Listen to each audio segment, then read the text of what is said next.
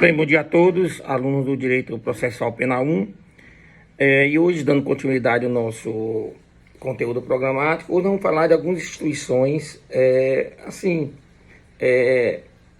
importantes para a ação penal.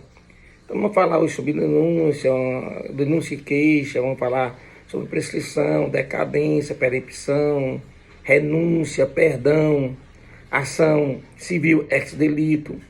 De forma bem simples, vamos ver esses institutos para que vocês possam compreendê-los dentro dessa dimensão temporal do processo penal. Tranquilo?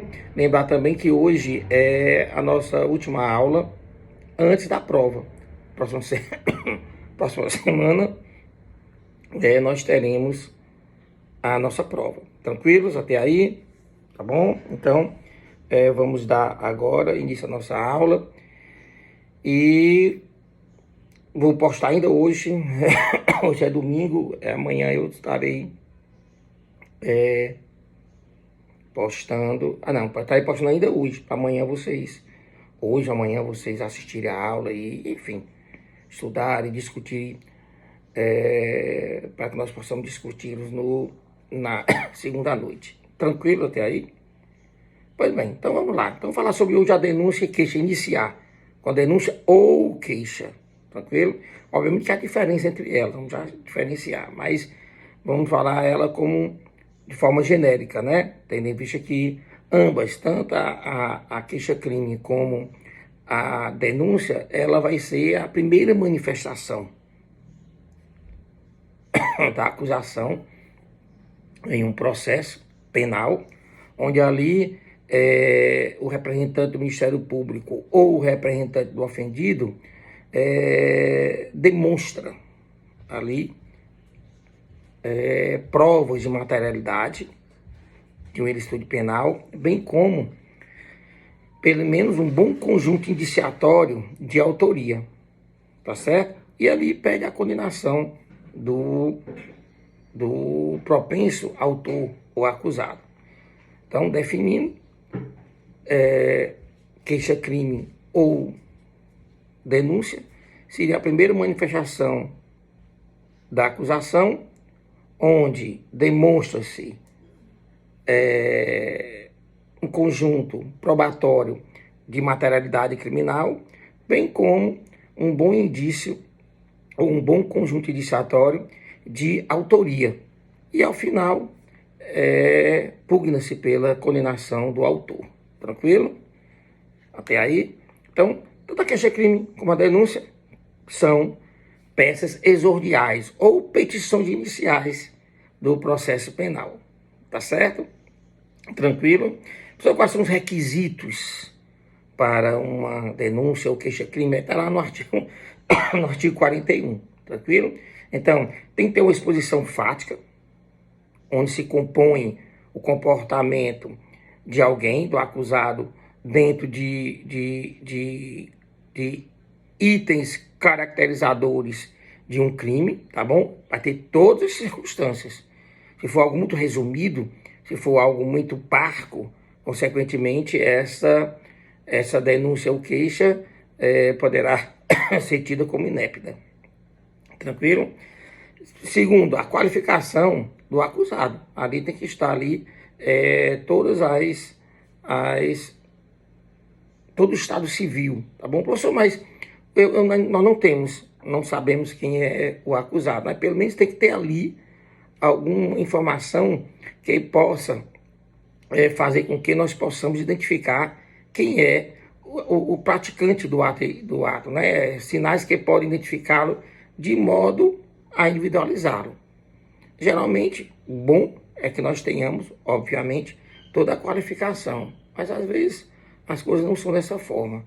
Aí eu sei que foi o Chiquinho, filho do dono da padaria, tá bom? Ó, começa a ver ali algum indício, algum sinal, né, de identificação que possa individualizar o acusado. Mas, enfim, tem que ter a qualificação do acusado. A classificação do crime. Ali tem que estar na denúncia ou queixa é a classificação do crime, quer dizer, toda uma tipificação. Obviamente que a tipificação é dentro de um ponto de vista da acusação, tá certo?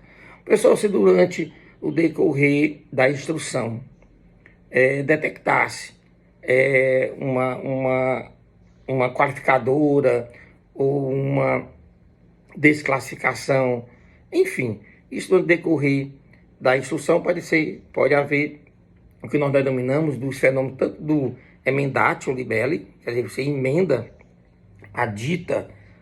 a denúncia ou queixa, ou então a mutatio libelli, que você pode mudar, inclusive, o tipo criminal. Isso pode ser feito até pelo juiz, viu? Isso pode ser feito até pelo juiz. Não necessariamente precisa ser pela acusação. Tranquilo? Tá certo? Rol de testemunha. Temos que ter ali o rol de testemunhas. E esse rol de testemunha vai depender do crime, né? E a legislação, ela já indica o número de testemunhas. Então, se nós temos um crime cuja pena vai até 2 anos, tem que ter um rol de 3 testemunhas.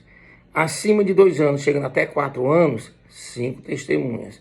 E acima de 4 anos, nós teríamos mais de 8 testemunhas. Está definido na legislação processual penal. Nós temos para 5 testemunhas e 8 testemunhas, quer dizer, para o regime, para o rito sumário e o rito ordinário, nós temos o artigo 533, ou 532, se não me engano, 532 e o 401 do CPP, respectivamente. Já para crime de menor poder ofensivo, aqueles vão só até 2 anos, aí nós temos o artigo 34 da Lei 9.099. Já está definido, mas tem que ter. Lá ao final, tem que ter o rol de testemunhas. Isso é requisitos para uma denúncia ou queixa. Lembre-se disso. O endereçamento tem que estar correto, obviamente respeitando todas aquelas regras, né, de competência do que vocês estudaram na teoria do crime. Então, a regra é o local do crime, né? O local do crime, então você tem que ter um endereçamento correto, quer dizer, encaminhar, né? Peticionar exordialmente na jurisdição correta. Isso, professor, se errar, preste atenção, depende muito da situação. Eu já vi situações em que o erro, tá bom? O erro pode ser, digamos que, corrigido pelo juiz que recebeu de forma errônea, encaminhando ou remetendo a denúncia ou queixa para o juiz competente. Mas isso acontece quando é um vício muito leve, um erro de vara, uma cidade grande como Fortaleza, onde está tudo concentrado em um prédio físico só e você manda para o juiz incompetente, olha, está tudo no mesmo prédio, agora depende da situação. O que eu posso dizer para você é o seguinte, que em regra, o erro de endereçamento, ele gera inépcia, em regra. Mas pelo princípio da fungibilidade, que hoje é muito, como é que eu posso dizer? Pode ser muito potencializado pelo princípio da celeridade, pode sim haver essa remessa do juiz incompetente para o juízo competente. Tranquilo? Tem que ter o pedido de condenação, obviamente, se você está peticionando inicialmente, né, no processo penal, tem que pedir a condenação. Justifica-se ali os pressupostos, né, da ação penal, tá bom? A possibilidade jurídica do pedido, a legitimidade da parte e o interesse de agir, tranquilo? E por fim, tá bom, ter a subscrição correta, né, de quem elaborou.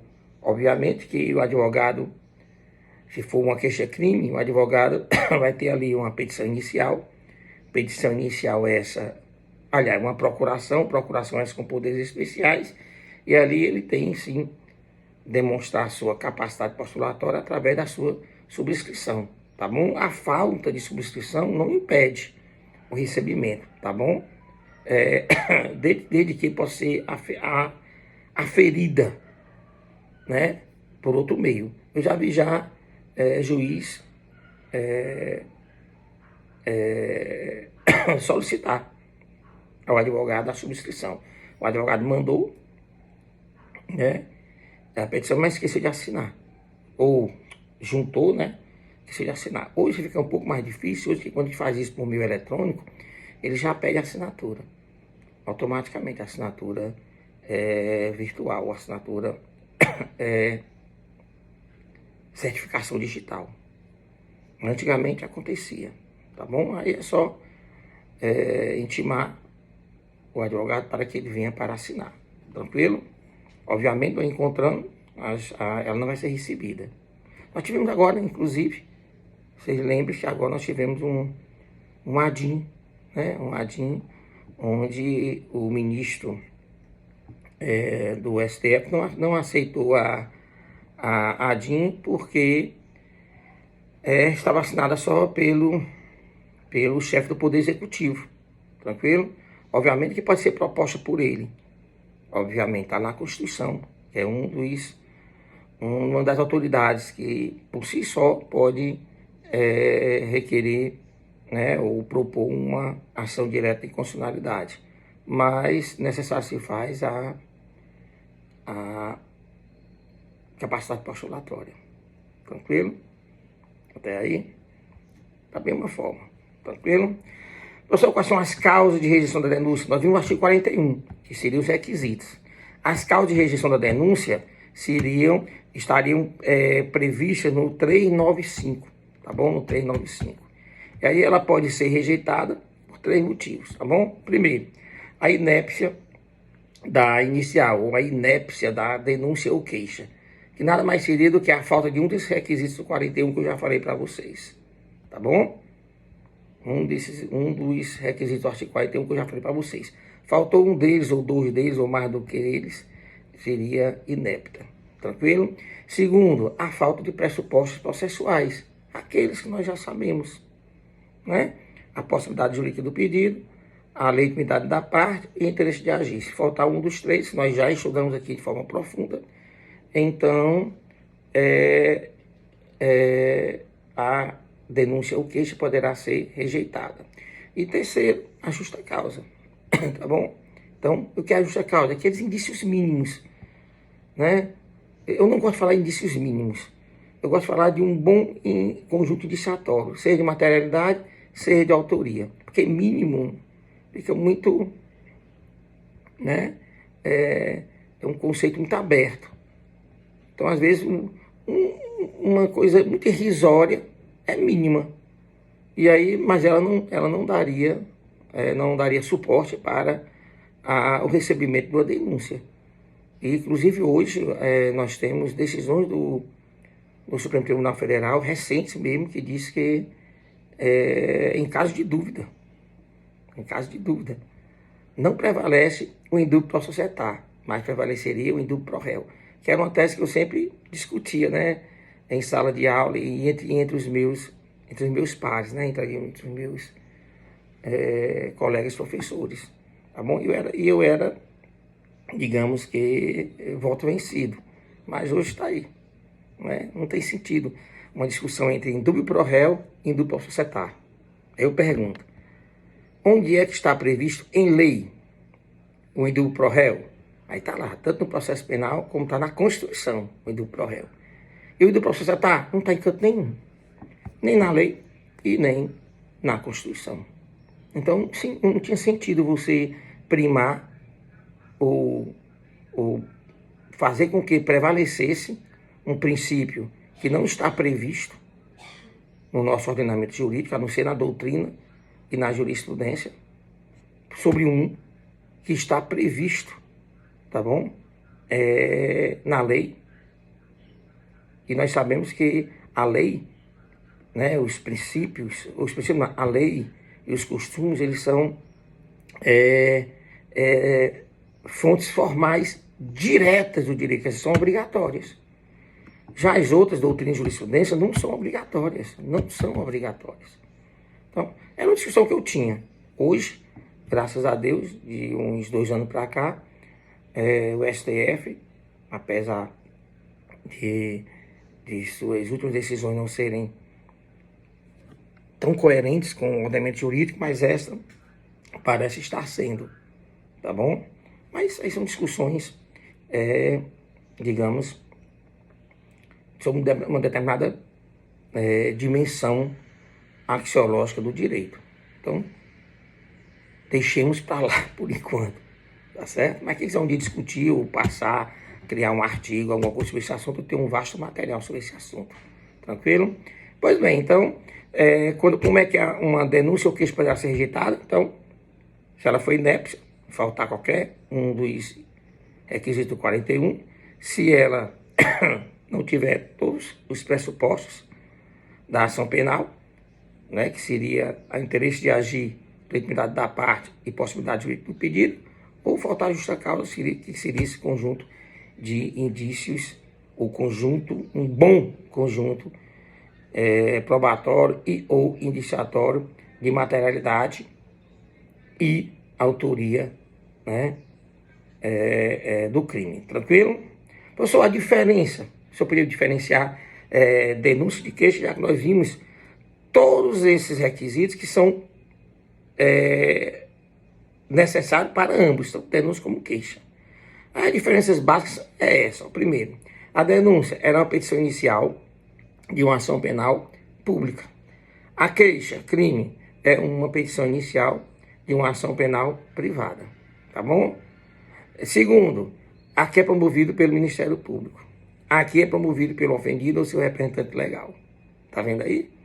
Terceiro, aqui o prazo para denunciar é 5 dias para réu preso e 15 dias para réu solto.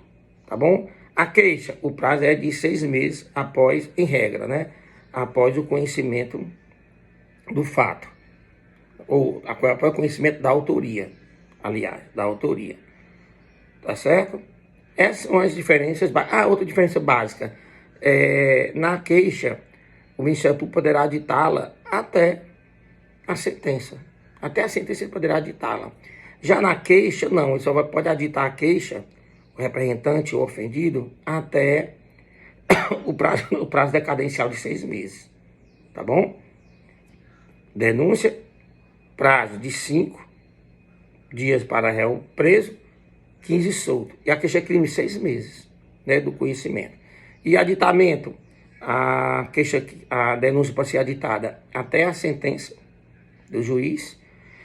E a queixa crime poderá ser aditada até o final do seu prazo de 6 meses. Tranquilo? Tá bom? Até aí, tranquilo? Pois bem, então, em termos de denúncia e queixa, acho que as informações principais estão aí. Tranquilo? E podemos discutir isso. Turma, isso é tão importante. Toda segunda-feira, eu e os alunos estamos na prática 4 verificando, porque toda segunda-feira nós temos a resposta à acusação. Né? E a resposta à acusação nada mais é do que a primeira manifestação da defesa. E a primeira manifestação da defesa é rebater o que está na denúncia. Tá vendo o que a gente faz? A denúncia tem requisitos do artigo 41, a denúncia tem todas as condições da ação, a denúncia traz consigo justa causa, que se ela trouxer essas 3 coisas, a gente passa a discutir agora o 397. Se você não aprender comigo lá na frente, tá bom? Muito interessante. Então, é de importância vital que vocês tenham essa percepção de todos esses caracteres, de todos esses requisitos que compõem a denúncia ou a queixa-crime, tá bom? Obviamente que quando nós estamos trabalhando na Defensoria Pública, então o que é que acontece? A gente dificilmente pega uma causa de ação penal privada. Mas de vez em quando pega, de cada 50 nós temos ali 1, 2 casos, tá bom? Mas a maioria são denúncia, tá bom? Tranquilo até aí? Então passemos agora a outros institutos que vão, de alguma forma, influenciar o processo penal. É o que nomeia a prescrição, a decadência e a perempção. Diferenciar cada uma deles, para que nós passemos para outros institutos, tá bom? Então, a primeira, tá bom? A prescrição. E a prescrição nada mais é do que a perda da pretensão. Não é a perda da ação. Vocês encontrarem algum livro falando que prescrição é a perda da ação, ou a perda do direito de ação, aí vocês podem, com a minha autorização, pegar essa folha do livro e rasgar, tá bom?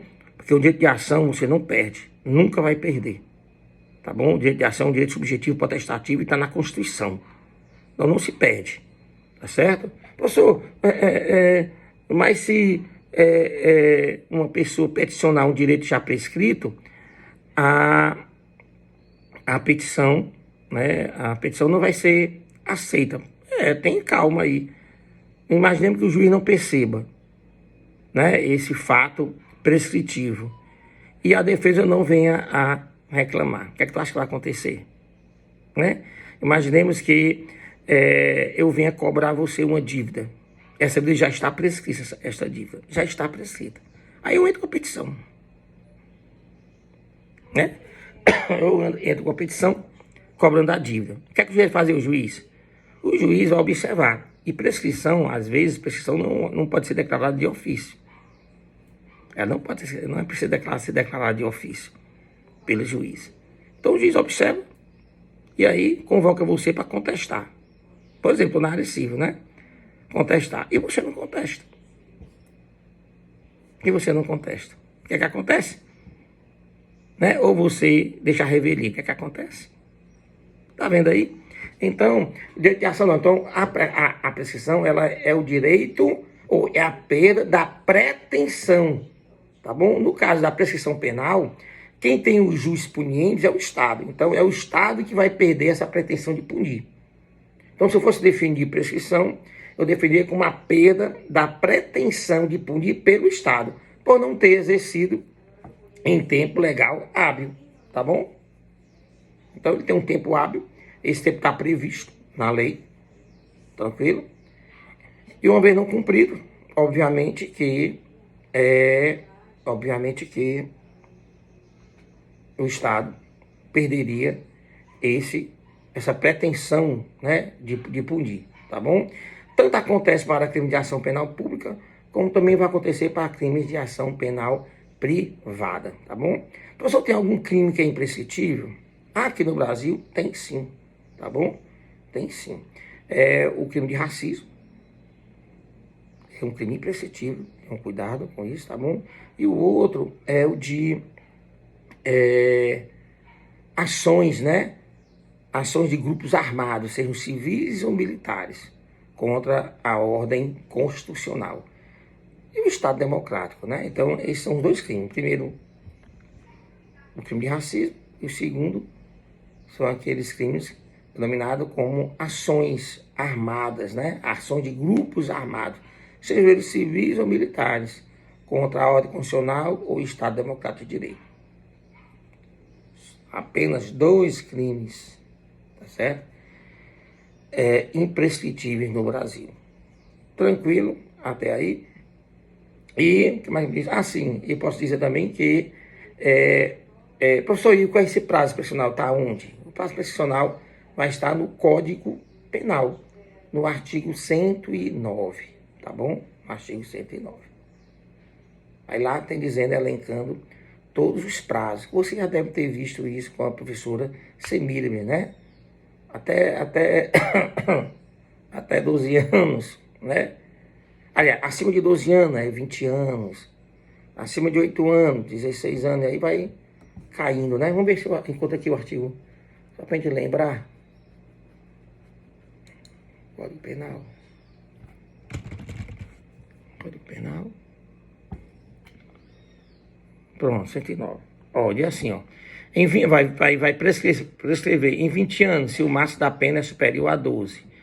16 anos se o máximo da pena for superior a 8 e não exceder 12. Em 12 anos se o máximo da pena é superior a 4 e não exceder a 8. Em 8 anos se o máximo da pena é superior a 2 anos e não exceder a 4.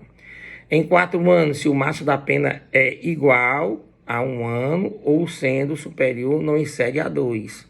De 1 a 2, né? E em 3 meses, se o máximo da pena é inferior a 1 ano. Tá aí os prazos prescricionais. Se o Estado não agir durante, né? Obviamente que você deve lembrar, né, que nós temos alguns tipos, né? Tipos de pena ou de prescrição. Retroativa, virtual.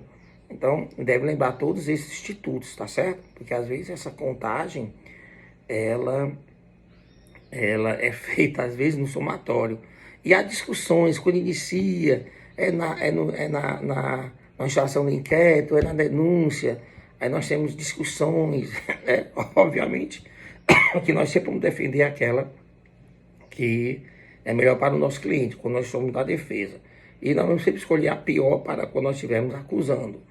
E deixa aí o caso em si, as circunstâncias fáticas que compõem a situação em si, desde que elas denotem ou convençam o juiz de qual a melhor tese, tranquilo? E tem aquele momento de interrupção, momento de suspensão do prazo prescricional. Então, tenham cuidado com isso. Mas, a princípio, aqui, nós estamos apenas informando que a prescrição, sim, tá bom? Ela vai influenciar de forma muito direta no processo penal, à medida em que ela corresponde a uma perda da pretensão do Estado em punir pela sua própria inércia. Tranquilo? Até aí? Então pronto. E os prazos prescricionais, eu já falei, está lá no artigo 109 do Código Penal Brasileiro. Professor, e a decadência? Agora a decadência é uma perda de direito. Não é perda de pretensão, é perda de direito. E a perda de direito de agir, de iniciar uma ação penal. Por quê? Porque você foi inerte no tempo que era para não ser. Tranquilo? Então, a decadência ela vai vai corresponder à perda, né, do direito de iniciar uma ação penal, porque o proponente foi inerte no tempo, tá bom? Aí vai acontecer quando, professor? Nas ações penais públicas condicionadas e nas ações penais privadas, tá bom? E o prazo decadencial de 6 meses.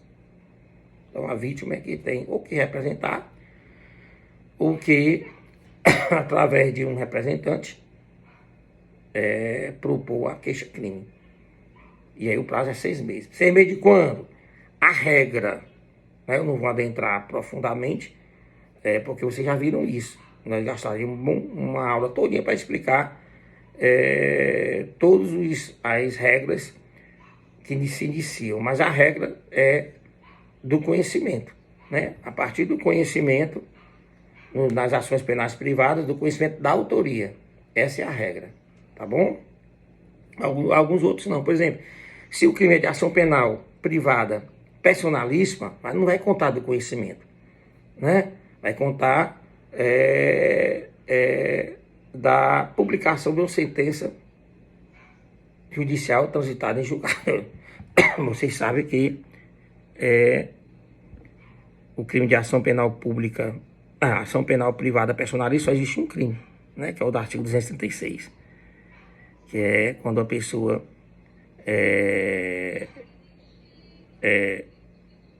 induz, né? Induz ou esconde motivos de interdição, olha, não é de interdição, vou lembrar a palavra, de impedimento de casamento. É um crime, é um crime quando alguém esconde, né, omite ou induz, tá bom, a erro por impedimento ou por fato que ele tenha impedimento ao casamento. Então, uma pessoa se casa com outra, tá bom, porque foi induzida a erro ou porque lhe esconderam um fato que impediria o casamento. E depois ela descobre. Isso é um crime do artigo 236. Não, 236 do Código Penal. E nesse caso já não conta, né? Não vai contar do conhecimento da autoria, mas vai contar a partir da sentença declaratória que anulou o casamento. Irrecorrível. Então não vou entrar porque nós iríamos discutir muito. Mas a princípio é o seguinte: professor, o prazo é de 6 meses. A contar de quando? Queixa-crime. Vai contar do conhecimento da autoria. Tá bom? E representação? Idem. A regra, idem. Tá bom? Então, veja isso aí. Tá certo? E por último, a perempção. Você sabe que a perempção nada mais é do que uma... Eu gosto sempre de dizer, às vezes as pessoas não concordam, mas a perempção, ela é uma espécie de prescrição.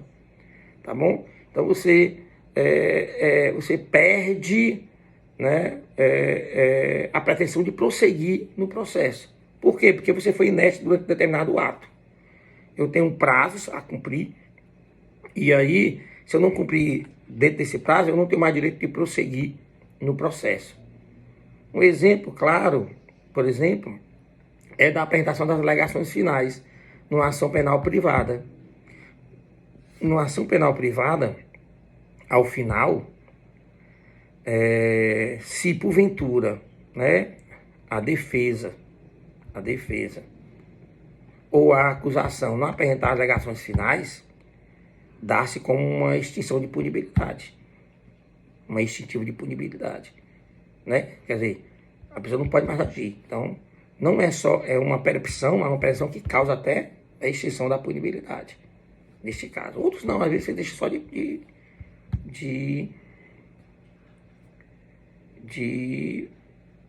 prosseguir naquele ato. Então, nosso processo penal, por exemplo, ele é primado pelo contraditório. Então, toda vez que uma parte age, o juiz provoca a outra para contraditar. E às vezes pode ser que, sei lá, imagine uma situação em que o Ministério Público se manifesta, o juiz provoca a defesa para se manifestar no prazo de 5 dias, por exemplo, um prazo impróprio, por exemplo, e a defesa não se manifesta. Ela ali, tá bom, não poderá mais fazer depois do prazo. Então, sofreu a perempção, tá certo? Alguns chamam preclusão nessa situação, tá bom? Então, você não vai mais poder prosseguir no processo, tá bom? Então, exemplos, né? Nos crimes de ação penal privada, acontece muita perempção nos crimes de ação penal privada. Nas penais públicas, geralmente é preclusão. Esse último exemplo que eu dei, foi uma preclusão, tá bom? Você não vai mais poder prosseguir naquele ato, mas no processo em si ainda vai, tá bom? Então, por exemplo, no caso da ação penal privada, né? Você deixar de promover o andamento, você deixar de comparecer a determinadas audiências, isso vai fazer com que você sofra perempção e não possa mais prosseguir no processo mesmo, tá bom? Vou dar um exemplo, numa ação penal pública, numa ação penal subsidiária da pública, onde o MP foi inerte, tá bom? Mas a vítima não foi. Acontece isso, tá bom? Lá na frente, tá certo? O juiz provoca o assistente, né, consocial do Ministério Público, que seria o ofendido, para se manifestar nas alegações finais, e ele não faz. Se ele não fizer, o Ministério Público reassume sozinho, tá vendo aí? Ele não tem mais direito de prosseguir na ação. Então, sofre a perempção. Exemplos, né? Exemplos, tá bom? Então, nós vimos a prescrição, a decadência e a perempção. Tranquilo? Agora, eu vou passar a falar sobre renúncia e perdão. Tranquilo? O papel, a finalidade, as consequências dos institutos da denúncia e do perdão. Então, a primeira coisa é o seguinte, vamos definir, e aí você vai entender as diferenças e as semelhanças, tá bom? Desses dois institutos. Então, no que está a renúncia? A renúncia é o não exercício de um determinado direito. Eu tenho direito, e eu não exercito esse direito. Tranquilo? Por exemplo, o direito de ação, queixar-se, então, dá-se como uma renúncia. tá bom? Eu tenho o direito, em 6 meses, de apresentar queixa-crime, mas eu não faço, renunciei, tá certo? Então lembre-se que a renúncia sempre vai ser de um ato prévio. Entenderam aí? Um ato prévio. Eu tenho o direito, mas eu não exerço. Então é um ato prévio. E a renúncia é um ato unilateral. Depende unicamente de um só agente, de uma só pessoa, tá bom? E ela pode ser expressa ou tácita. Então, recapitulando ou reiterando, né? A renúncia é o não exercício, tá bom? De um determinado direito, tá certo? O direito de ação é um deles, um exemplo. Tranquilo? É um ato prévio, quer dizer, um ato antes do exercício do direito. Tranquilo? É unilateral e pode ser expresso ou tácito. Já o perdão, não. O perdão é a desistência de um direito já exercido. Quer dizer, já exerceu o direito e agora você desiste. Exemplo também, você entra com a queixa-crime e depois você, né, perdoa o seu algoz. Tranquilo? Então, o perdão, ele é um ato posterior e não prévio. Enquanto a renúncia ele é prévio, antes de exercer o direito, o perdão é depois do direito já exercido, tá bom? O direito exercido. Outra coisa, o perdão, ele nunca é um ato unilateral. Para que ele traga efeitos para o mundo jurídico, necessário se faz que o outro, a outra parte, né, o perdoado, por exemplo, ele concorde, ele venha a anuir, né, com o perdão. Do contrário, não, tá bom? Tá certo? Tranquilo? Agora, também pode ser expresso ou tácito. Pode ser expresso ou tácito. Né? Eu entro com a queixa-crime, depois eu perdoo, tá bom? E a outra parte tem que aceitar. Vamos imaginar que a outra parte ficou calada, nada disse. Tácito. Entende-se que ele aceitou o meu perdão. Entendeu? Então, diferenças, né? Primeiro, a denúncia ou a renúncia é um ato prévio, tá bom? E é unilateral. O perdão é um ato posterior e tem que ser bilateral. Tranquilo? E aí, professor, as semelhanças? As semelhanças em ambos os casos, tanto na renúncia como no perdão, quando há possibilidade dos mesmos, né? Da ocorrência dos mesmos, né? Possibilidades legais. A primeira coisa que acontece é extinção da punibilidade, tá bom? Extinção da punibilidade. Seja do perdão, seja da renúncia. Segundo, semelhança, estou falando. Todos dois podem ser expressos ou tácito. Tranquilo? Outros são atos passíveis de capacidade postulatória. Então, pode ser feito mediante procuração. Tranquilo? Então, às vezes, o advogado, ele coloca na procuração que ele pode, inclusive, renunciar ou perdoar em nome do seu constituinte ou no nome do outorgante. Tá bom? Tá certo? E eles estão sempre na ação penal privada. Tá certo? Sempre na ação penal privada. Lembrar que quando nós estamos na ação penal privada, que nós tivemos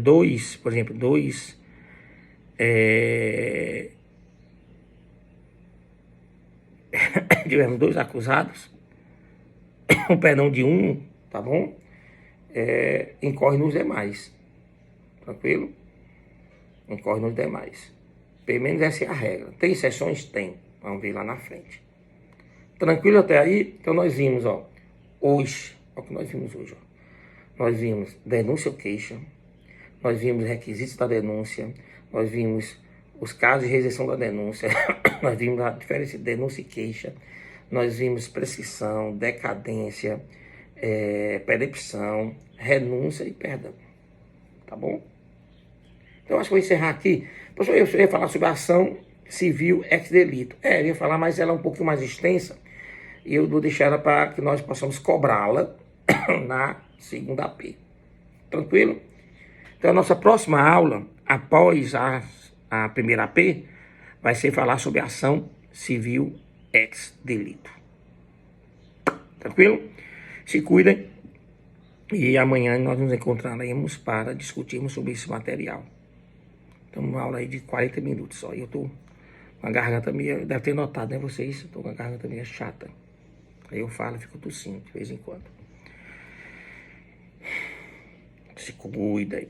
Saudades de vocês. Amanhã a gente se vê.